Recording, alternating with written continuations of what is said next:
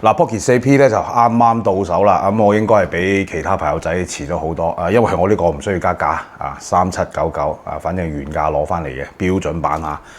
咁你話嗰個套裝版咧，其實容易攞好多，但係如果標準版要攞原價咧就難好多嘅。咁啊啱啱到咗喺藝聯嗰度買。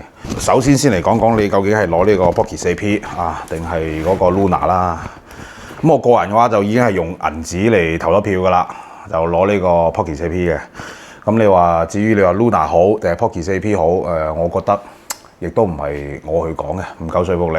我之前嘅視頻亦都有提過嘅，我就話咧，你如果真係要去揀呢兩台機，究竟邊個好嘅話咧，你其實唔應該睇而家主流嘅嗰啲媒體啊，嗰啲評價其實我覺得係唔客觀嘅。基本上都係收咗飛嘅嚇，講嗰啲嘢，你一定要係睇嗰啲真實用戶嚇，而且最好係嗰啲玩過好多機嗰啲玩家嘅評價。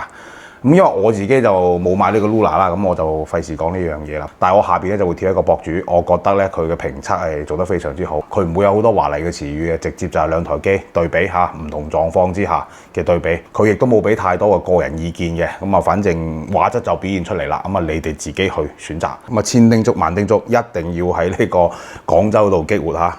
呢個估計就係同呢個大疆嘅限制有關嘅，驚大家去炒貨。咁啊開箱我就唔拍啦，講真嗰句，網上大鬼把啦嚇。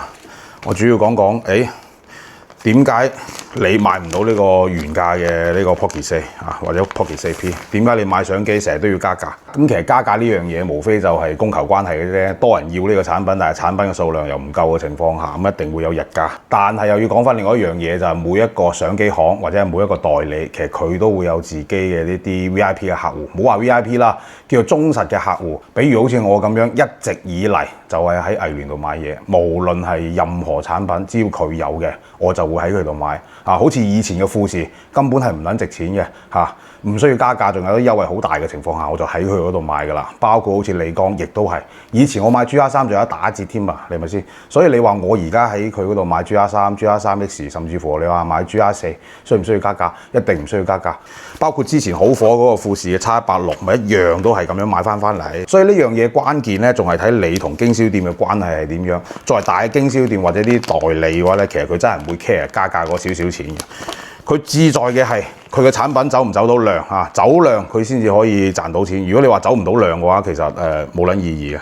咁好似 Pocket 4P 咁樣，佢手頭上面對呢個產品有興趣嘅客戶就好多㗎啦。咁但係佢每次翻嚟嘅貨又好少。咁你話佢會優先俾邊個啊？如果你係生客，佢將台機賣俾你嘅話，你分分鐘轉頭出門口啊，就加幾嚿水將佢賣俾黃牛係嘛？呢個樣嘢佢控制唔到嘅。但係對於啲熟客長期以嚟喺度支持佢嘅，咁佢有眼見㗎嘛？你係自用㗎嘛？佢可以放心將呢台機賣俾你，佢係冇問題，唔使孭飛㗎嘛。咁喺我角度嚟講咧，亦都係一樣嘅。我唔會 care 你呢個產品係貴100或者平100，呢啲小錢唔需要太在意嚇。我更加在意嘅就係同你保持一個比較好嘅合作嘅關係。人哋當你係朋友之餘，我亦都當你朋友，有一個互相嘅信任。咁其實呢樣嘢咧就絕對比你嗰100幾十更加值錢嘅。咁啊，除咗你可以更加快咁樣攞到原價嘅機之外咧，有時你介紹啲朋友去間鋪頭度啊，啲熱門嘅機，人哋亦都俾一個原價佢嘅時候，你嘅 face 都賺翻啦，係嘛？